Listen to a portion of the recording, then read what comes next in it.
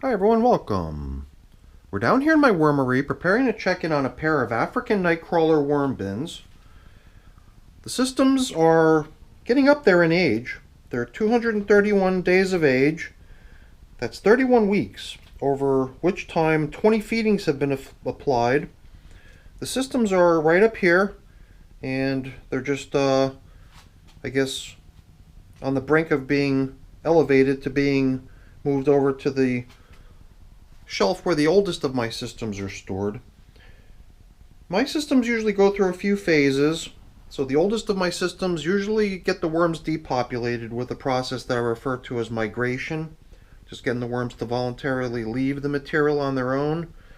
In preparation for that, I go through a phase of what I refer to as foraging, where I don't add any new bedding. I allow the worms to work down any residual bedding still in the system.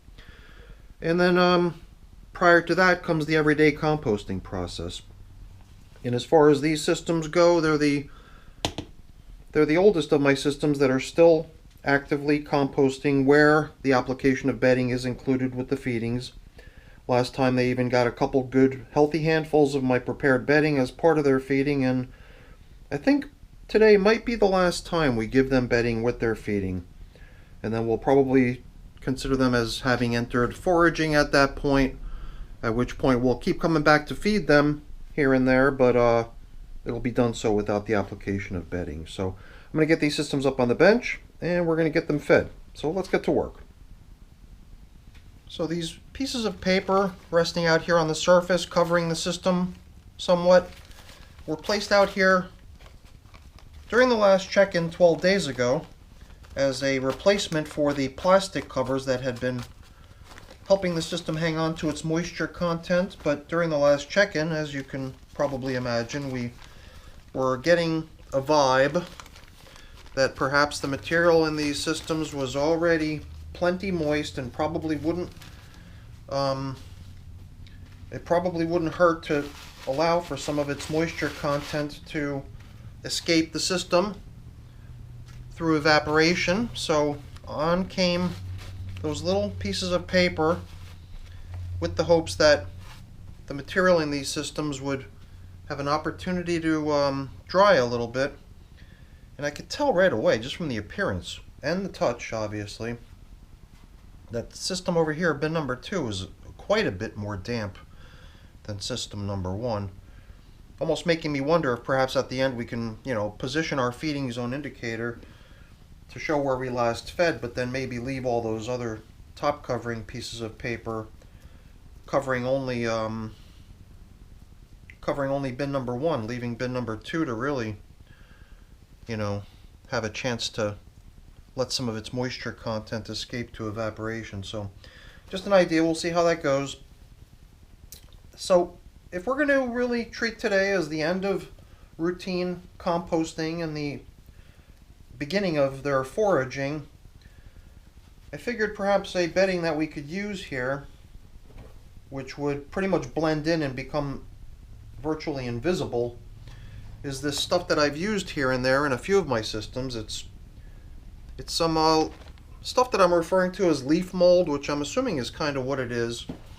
I went into the gutters of my house and my garage, and there were a few spots where there had been a fairly high degree of moisture, allowing the leaves in my gutters to get really soft and broken down. So I went outside there with my screen and I screened through a whole bunch of that stuff to collect about a 5-gallon bucket's worth of that leaf mold, thinking that the worms would probably really appreciate that as either a food substance or a bedding.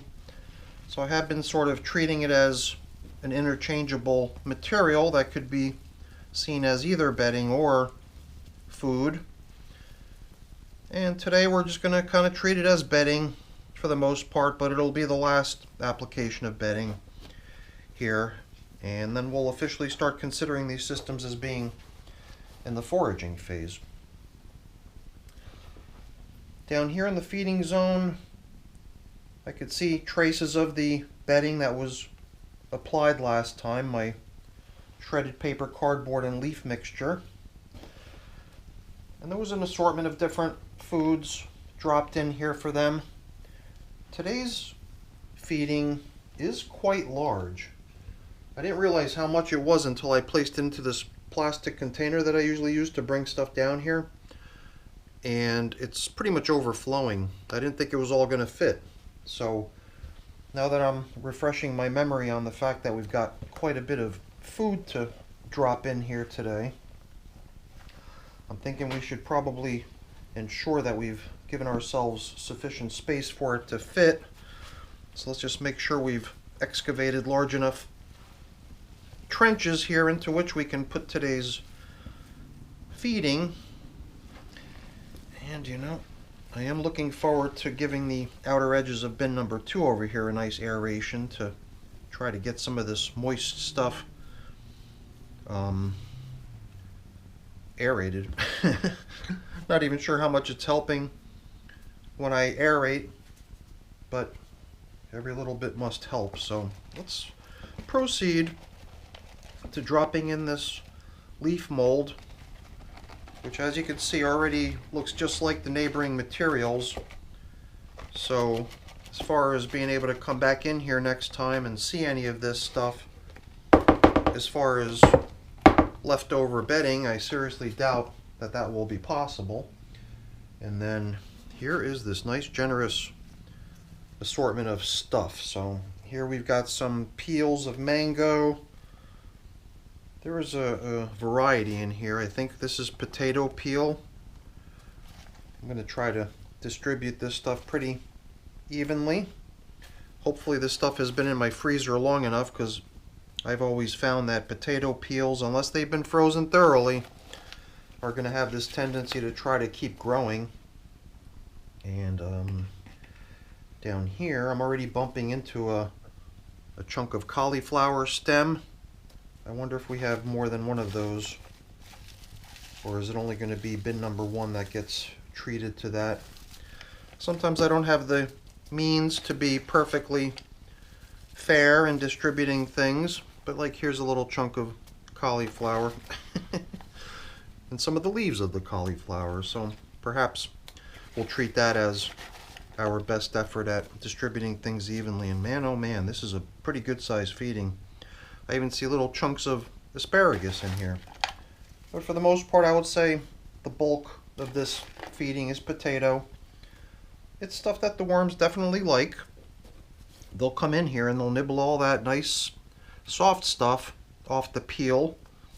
So perhaps the next time we come back in here, we'll still find a little bit of potato peel with most of the soft stuff nibbled off of it, but in time it'll all go. And I guess to help with that process, let's sprinkle in a little bit of my pulverized eggshell, which is what I use in my systems as grit.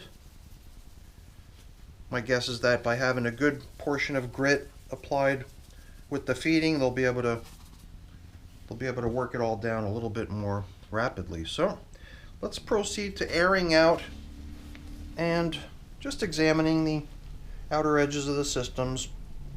Here in bin number 1, the material definitely feels a lot more crumbly and loose than the stuff over in bin number 2. So yeah, I'm liking that idea of leaving these systems covered in such a way that bin number 2 has a somewhat greater advantage in terms of being able to lose a little bit of its moisture content to evaporation. And even though it's been very humid lately, and things do tend to hang on to their moisture a lot lately, it does seem to me like allowing for some airflow and some evaporation to occur does allow the systems to lose a little bit of their moisture. In certain extreme cases, I'll even set up my fan. I've got this little fan that sometimes I'll point at a uncovered system of mine that I want to see some drying occur in.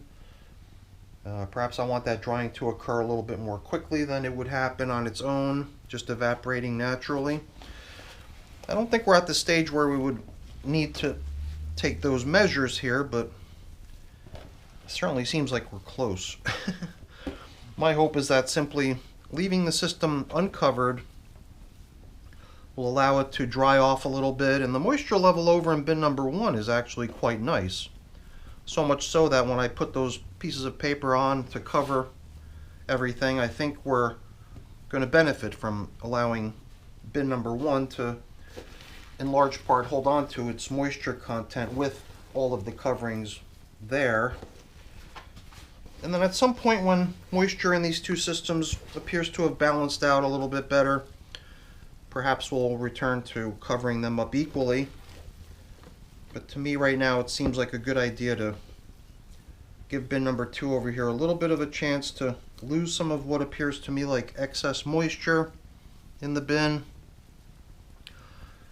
And then hopefully we'll end up with material here that flows a little bit more freely and doesn't seem so clumpy. So here's how I thought this would play out. We would just put the feeding zone indicators on as usual, but the covers that we had on both systems would be placed only over here in bin number 1, providing a little bit better cover. I'm wondering if there's a better way to do it, maybe this way. Some of these pieces are not complete, but there we go. It's not so important about moisture retention here in bin number 1. I think it's more about allowing for a little bit of moisture to escape in bin number 2. So that's it for our check-in, everyone, with the African night crawlers doing really nice over here. At this point, transitioning from everyday composting with bedding to foraging. No bedding going forward. So that's it for the check-in, everyone. Hopefully you enjoyed it. If you did, as always, please don't forget to leave me a quick thumbs up before you go. That's always really appreciated. And if you haven't done so already, please also consider subscribing to the channel. That's very much appreciated as well. All right, everyone, thanks so much for watching. Have a great day. Bye now.